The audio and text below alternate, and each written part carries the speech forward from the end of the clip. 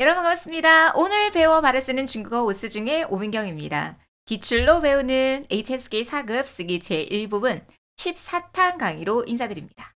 자, 오늘의 학습 주제는요. 시험에 항상 나오는 동사 수러문 중에 긴 목적어를 가질 수 있는 동사를 잡아라입니다. 89번 4개의 제시어가 있습니다. 3초 정도 시간 드릴게요. 그리고 아래에 보기 3개 있으니까요. 여러분께서 어순별 얼른 해 보셨으면 좋겠네요. 자, 여러분 정답은 몇 번일까요? 1번, 2번, 3번 중에 나 한국어로 먼저 말씀드릴게요. 오늘 누가 나를 데리고 만두를 먹으러 갔는지 너가 한번 알아맞혀 봐. 라는 말이었어요. 정답은 2번. 你猜今天谁陪我去吃饺子了? 였습니다.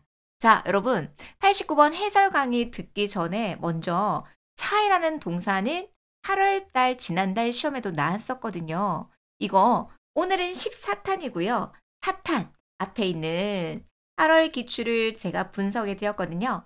4탄 강의를 먼저 보고 와 보시면 좋을 것 같아요. 그래서 지금 1탄에서 10탄을 아직까지 학습을 하지 않고 먼저 이 강의를 접하게 되는 경우에는요. 다소 어려울 수 있습니다.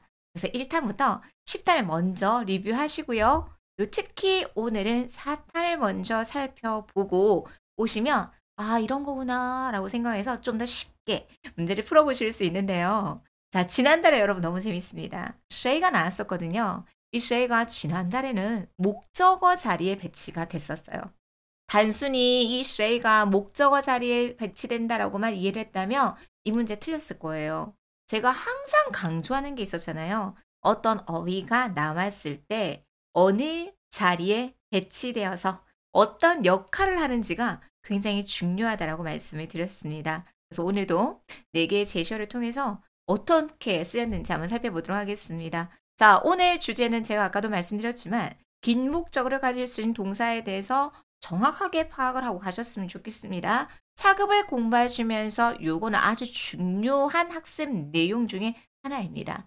자, 그러면 첫 번째 제시어 去吃饺子了. 여러분 적중 한번 갈게요. 시험에 쓰기제 이 부분 배점이 높은 한 문항당 8점짜리 문제에 만두가 있을 거예요. 饺子. 요런 것들이 다음 달이나 하반기에 나올 수 있습니다. 그럼 요런 문장들 고스란히 외워놨다가 쓰기 제2부분에 활용하는 것도 아주 좋은 방법이 될 수 있겠죠. 그럼 첫 번째 제시어 잘라서 去吃饺子了. 만두를 먹으러 갔다. 그러면 일단은 취도 동사고 吃더 동사예요. 동사 2개 나왔어요. 아마 이것도 연동 구조라고 생각할 수 있겠죠. 2개 이상의 동작이 연결되는 문장입니다. 자, 쉐이 나왔어요. 섣불리 아무 자리에는 넣을 수 없어요. 이 쉐이는 여기서는 어떻게 역할을 하는지를 판단해 주셔야 되겠죠. 자, 근데 여러분 차이가 있어요. 그러면 당연히 니 차이는 어느 자리에 넣어주면 되겠다. 주술 자리에 빡 넣어주시면 되는 거예요. 그리고 나서 차이는 긴 내용의 목적어를 취할 수 있는 동사이다. 그럼 그 이하가 아무리 길어도 전부 다 뭐로 활용이 된 것이다? 목적어로 활용이 된 것이다. 여러분 요런 문제 굉장히 많이 나오는데요. 단순히 목적어를 단순하게 생각하기보다는 자, 여러분 제가 현강하면서 "이 단어 선생님 뭐예요?" 라고 물어보는 친구들 되게 많은데요. 독해 파트에 되게 많이 시험에 나오고 있습니다. 일단은 모시고 가다, 함께 가다라고 이해해 주시면 돼요. 그래서 나를 데리고 그러면 당연히 그 뒤에는 어떤 동사가 나와야 될까요? "去" 가서 만두를 먹다. 그러면 여러분 그 이하가 전부 뭘로 쓰인 거예요? 목적어로 쓰였는데 목적어 안에 첫 번째 동사 나를 데리고 그리고 가다, 去, 만두를 먹으러 가다 이렇게 들어가야 되는데 이 쉐이는 이 목적어 안에 뭐예요, 여러분? 나를 데리고 간 주체가 되는 거죠. 그래서 이 문제에서 쉐이의 위치 때문에 다 틀린 거죠. 단순히 지난달에 저희 기출 자료를 보고 쉐이를 그냥 목적어 자리에 넣었던 분들은 자연스럽게 기계적으로 목적어 자리에 넣었겠죠. 안 된다라는 거죠. 여기선 쉐이가 뭘로 쓰였냐? 이 긴 목적어의 역할 중에 주어, 그 다음에 첫 번째 동사 나를 데리고 두 번째 동사 가서 만두를 먹다 세 번째 동사. 이런 형태도 전부 다 뭐로 사용이 될 수 있다, 여러분? 이런 게 중요하죠. 목적으로 사용이 될 수 있다. 이게 너무 중요했어요. 그래서 오늘 누가 나와 함께 나를 데리고 만두를 먹으러 갔는지 너가 한번 맞춰봐. 이렇게 세부적으로 꼼꼼하게 끊어서 여러분께서 문장을 이해하셔야지만이 고스란히 쓰기제 이 부분에 활용해 보실 수 있을 것입니다. 종이 시험, 지필 시험 보시는 분들은요. 요렇게 마침표도 찍어 주셔야 되고요. 그럼 의미 생각하시면서 한번 읽어 볼게요. 你猜今天谁陪我去吃饺子了? 연상하셨습니까? 우리는 한국 사람이니까 여러분 한국어의 어순을 생각할 수밖에 없어요. 그러면 먼저 정확하게 이해를 해 주셔야 됩니다. 그래서 첫 번째 긴목적으로 가질 수 있는 동사 8월과 동일하게 중복적으로 시험에 나왔습니다. 你猜今天谁陪我去吃饺子了? 까지 정리해 드리도록 할게요. 9월 기출 통해서 긴 목적어를 가질 수 있는 동사 중에 하나 알아맞추다 차이까지 정리해 보셨으면 좋겠습니다. 자, 그럼 우리 차이 가지고 완벽 분석해 보도록 할게요. 연습 문제 들어가도록 하겠습니다. 여러분 4개 제시어 빨리 체크하셔야 돼요. 그러면 일단은 우리가 조금 전에 연습했던 것처럼 차이 나왔으니까 주술 자리에 넣을게요. 너가 한번 알아맞혀봐. 네 차이 끊어주고요. 내가 그 이하가 전부 다 뭐로 쓰였어요? 목적어로 쓰였는데 목적어 안에 이미 주체, 주어랑 같이 붙어져 있네요. 그러면 뭘 잡아주셔야 될까요? 당연히 술목 잡아주셔야 되겠죠. 여러분 요거 시험에 나옵니다. 한 사람이 잠을 자고 있어요. 그래서 꿈, 몽자가 시험에 나옵니다. 한자의 발음은 몽인데요. 중국어 발음 한번 읽어보실게요. 멍 이렇게 읽어주셔야 돼요. 몽 이렇게 읽으시면 안 돼요. 멍. 그래서 무슨 꿈. 멍이 나오면 항상 어떤 동사와 호응을 해야 될까요? 꿈을 꾸다, 쭈어. 그래서 무슨 꿈을 꾸다, 쭈어라 셔머머 이렇게 술목을 잡아주셔야 되겠죠. 그래서 목적어로 쓰였는데요. 내가 어제 쭈어 셔머머, 쭈어라 셔머머 이렇게요. 내가 어제 무슨 꿈을 꿨는지 한번 알아맞혀봐. 그런데 이 사이에 뭐가 들어가야 될까요, 여러분? 이건 우리 한국 분들 되게 많이 틀리세요. 하나의 무슨 꿈, 무슨 하나의 꿈 이런 식으로 이해해 주시면 되겠죠? 역시 목적어 안에 있는 이러한 목적어 명사의 역할을 꾸며줄 수 있는 성분 이렇게 딱 넣어주시면 되겠죠? 하나의 무슨 꿈, 이거 什么梦 이런 세부적인 내용 들어갈 수 있습니다. 크게는 이렇게 3개로 끊어서 읽어보실 수 있겠죠? 내가 어제 무슨 꿈을 꿨는지 너가 한번 알아맞혀봐.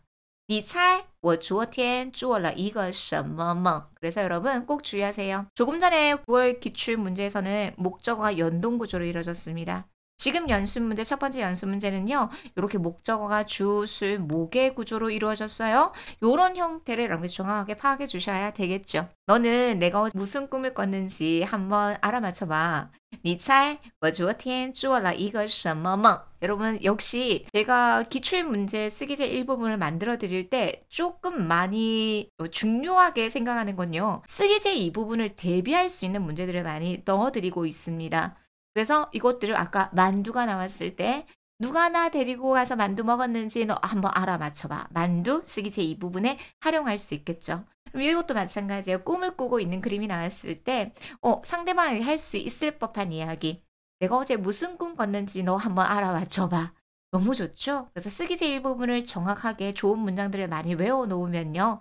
완벽하게 준비해 보시면 쓰기제 이 부분도 저절로 따라올 수 있을 것 같습니다. 다시 한번 읽어보실게요.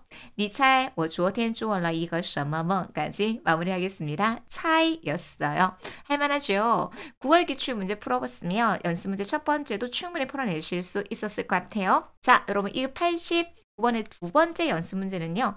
제가 학원 강의할 때 꼭 알려드리거든요. 보어 파트를 공부하고 나서 알려드리는데요. 요 문제는 사탄을 제가 이미 연습해 드렸어요. 자, 이 차이가 나와요. 그래서 일단은 차이는 수러 자리에 넣을 수 있는데 여러분 이 차이는 가능보호의 부정 형태를 가지고 올 수 있어요. 그래서 반드시 사탄을 먼저 보고 오시면 89번 첫 번째 단계는 풀어보실 수 있었을 거예요. 그래서 차이부 추까지 이게 가능보호의 부정 형태예요.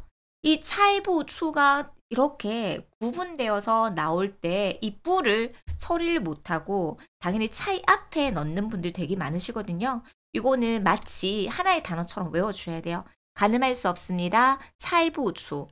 그 뒤에 목적어 붙어져 있으니까 수로와 보어, 목적어까지 딱 이렇게 배치해 주시면 돼요. 이상하게 답안이라는 사급필수 명사 되게 많이 시험에 나옵니다. 여러분 제가 지금 1탄부터 10월 시험 보시기 전까지 20탄까지 업로드를 해드릴 거거든요. 요렇게 반복적으로 자주 나오는 어휘들이 사급에서 중요한 어휘라는 거죠. 종종 1200개 단어장을 가지고 그냥 단어만 알파벳 순서대로 외우시는 학우님들이 되게 많은데요. 저는 이 방법 비추천입니다. 알파벳으로 외우면 의미가 없어요. 사실 생각이 안 나요. 시간 대비해서 효과가 그렇게 크지 않다라는 거죠. 그래서 종종 단어를 암기할 때는 저는 항상 문제를 통해서 자주 나오는 어휘들을 통 문장으로 공부하라고 말씀을 드립니다. 그래서 1탄부터 10탄까지 나왔던 어휘와 문장을 통으로 먼저 암기해 보셨으면 좋겠어요.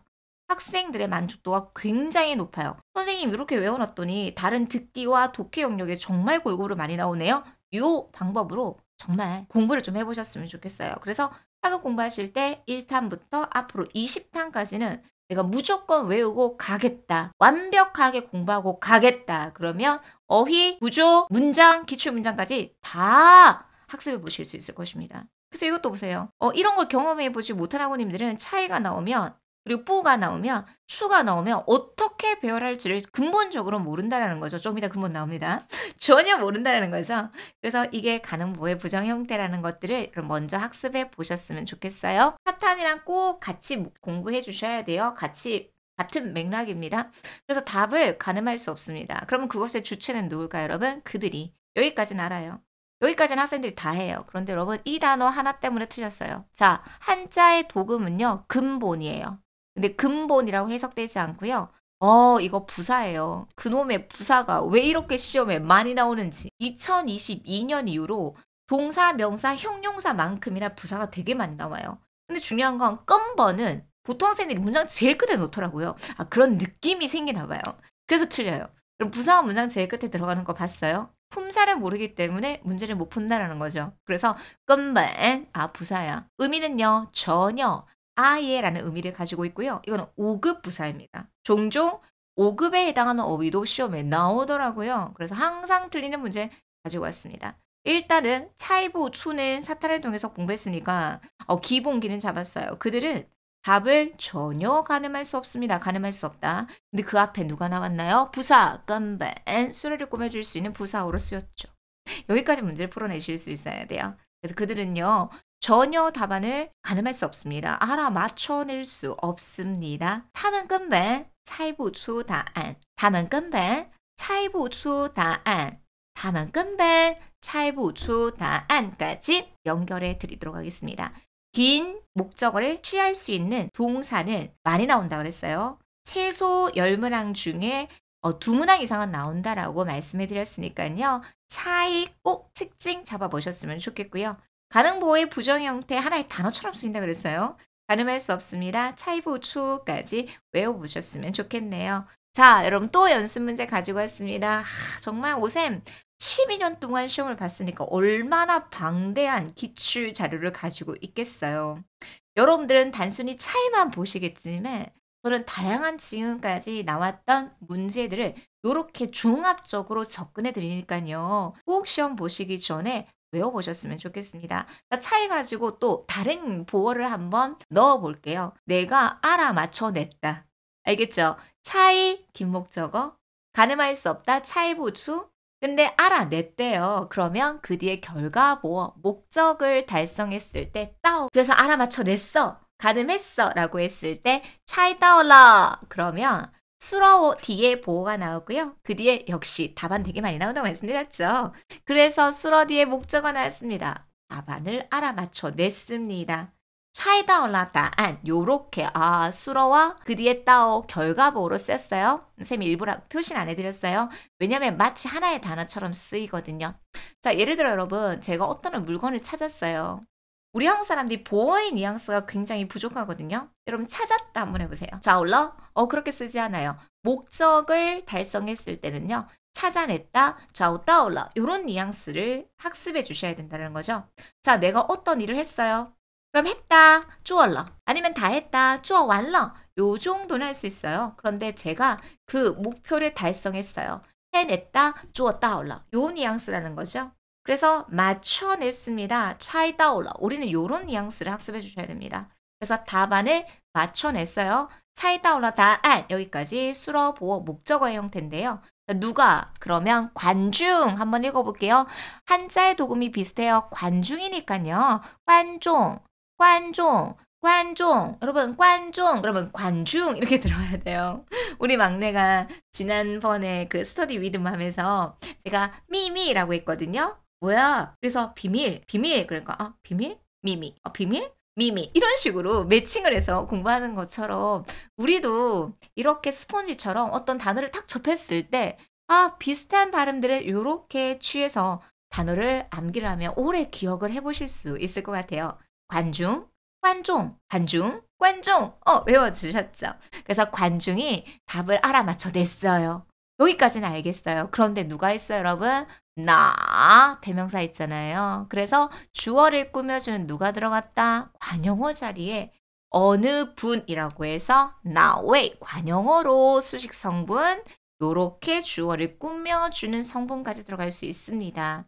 자, 여러분 어느 관중 그래서 왜는 한 분, 두 분을 세는 양사예요. 그래서 나의 어느 관중이 답안을 알아맞혀 냈습니까? 그럼 여러분 이거는 뭐예요? 평서문이 아니라 의문문이겠죠? 그래서 물음표로 딱 마무리해 준다까지 차이, 이제는 이제 차이는 더 이상 연습할 게 없어요. 아마 차이는 웬만큼 문제에 나오면 여러분 다 맞춰 내보실 수 있는 수준 되셨습니다. 첫 번째, 알아맞추다 차이, 긴 내용의 목적어. 두 번째, 가늠할 수 없다 차이 부추. 알아냈다 차이 따오. 그래서 어느 관중이 답안을 알아맞혀냈습니까? 나의 관종 차이 따올라答案까지 정리해 드리도록 하겠습니다. 자, 우리 연습 한번 해볼게요. 여러분께서 한국어 문장을 보시고 중국어로 바꿀 수 있는지 이 방법 너무너무 좋아요. 저는 해커스 교재 가지고도 이렇게 훈련을 시키거든요. 한국어의 문장을만 보고도 내가 중국어로 바꿔보는데 중국어로 바꾸는 과정에서 틀린 부분들은 내가 어법적으로 조금 약한 부분이기 때문에 이런 것들을 좀 수정해 봐라 라고도 안내드리고 있습니다. 여러분들도 한번 해보시죠. 오늘 누가 나를 데리고 만두를 먹으러 갔는지 맞춰봐. 그래서 你猜今天谁陪我去吃饺子了? 이렇게 끊어읽는 연습 꼭 해보셨으면 좋겠습니다. 끊어읽기를 잘해주셔야지만 해석 속도가 향상될 수 있습니다. 한 번 더 읽어보시겠습니다. 你猜今天谁陪我去吃饺子了? 까지 마무리해드리도록 하겠습니다. 자, 두 번째 연습 문제 한번 보시겠습니다. 이거는 우리 일상생활에서도 그런 말 할 수 있잖아요. 내가 어제 무슨 꿈 꿨는지 맞춰봐.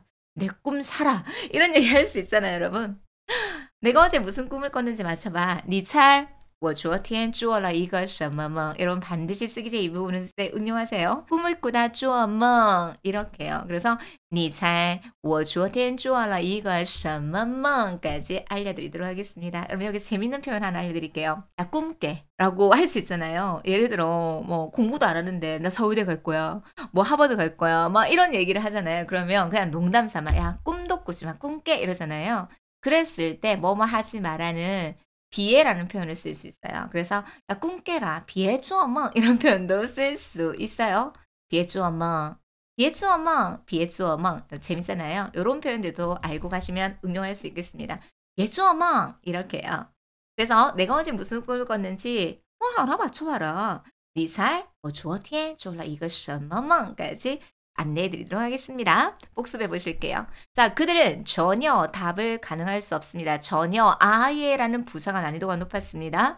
他们根本猜不出答案 이렇게 하나의 덩어리로 猜不出 이 부가 어떻게 쓰였냐? 가능보의 부정 형태로 쓰였다. 요거 한 번 더 복습해 보셨으면 좋겠고요. 자, 마지막입니다. 어느 관중이 답을 맞췄나요? 라고 해서 哪位观众猜到了答案 요렇게 마치 하나의 단어처럼 쓰이지만 구조는 결과 보호가 들어간 형태도 한 번 더 정확하게 구분해보고 가보셨으면 좋겠습니다. 哪位观众猜到了答案哪位观众猜到了答案哪位观众猜到了答案까지 정리해드리도록 하겠습니다. 여러분 어때요? HSK 4급 공부하실만 하세요? 보통 4급을 무턱대고 공부하시는 분들이 의외로 많으세요. 그럼 4급은 사실 중국어과 학생들이 이제 전문적으로 중국어를 배우는 친구들이잖아요. 중국어과 학생들이 공부를 잘하는 친구들은요. 1 학년 겨울방학 때 따 가지고 막 오라고 해요, 교수님이. 저도 학교에 있어 봐서. 그래서 "1 학년 겨울방학 때 4급 따가 와."라고 얘기를 하고 그냥 평균적으로 2 학년 여름방학 때 4급을 따는 수준이에요. 그럼 중국어만 배우는 친구들이. 여러분 지금 엄청난 공부를 하고 계신 거예요. 그래서 2 학년 여름방학에 4급을 딸 수 있는 수준이 되는 거예요. 네, 위로가 되십니까? "아 쌤 제가 공부를 안 하는 게 아니라 이게 원래 4급이 어려웠군요." 맞아요. 쉬운 과정은 아니에요. 그래서 내가 하나를 공부하더라도 제대로 공부하면 합격할 수 있습니다. 여러분 저 최근에 너무 좋은 일이 있었어요. 현강을 듣는 친구인데 2 개월 듣는 반이었는데 첫 번째 달에는 너무 힘들었어요. 근데 두 번째 달에는 저의 이 오스 중에 있는 듣기 다 듣고 그다음에 쓰기 강의를 다 들은 거예요. 그래서 마지막 날 제가 듣기 테스트 했거든요. 쓰기 테스트 했거든요. 듣기 다 맞았어요. 듣기 이 부분 남녀가 한 번씩 주고받는 대화문을 다 맞았어. 그다음에 쓰기도 다 맞은 거야. 그래서 자기도 한 달 전의 나의 모습과 지금의 모습이 너무 많이 바뀐 것에 대해서 너무 만족해하면서 "선생님 너무 감사해요." 저는 그런 맛에 강의하는 것 같아요. 이렇게 발전하는 모습을 보니까 너무너무 좋은 거죠. 여러분 힘들지만 이 지금 내가 공부하는 과정이 결국 쉬운 과정이 아니었구나. 다른 사람들은 다 쉽게 합격하는 것 같지만 결국 그러지 않습니다. 1 년에 준비를 해 주셔야 되는 과정이 필요하니까 오스준과 여러분 함께 하시면서 좀 힘들지만 지치지만 계속 반복 학습하면서 준비해 보셨으면 좋겠습니다. 오늘도 강의 듣느라 너무 고생 많이 하셨고요. 구독, 좋아요, 알림 설정 꼭 부탁드려요. 감사합니다. 오늘도 좋은 하루 되십시오. 안녕.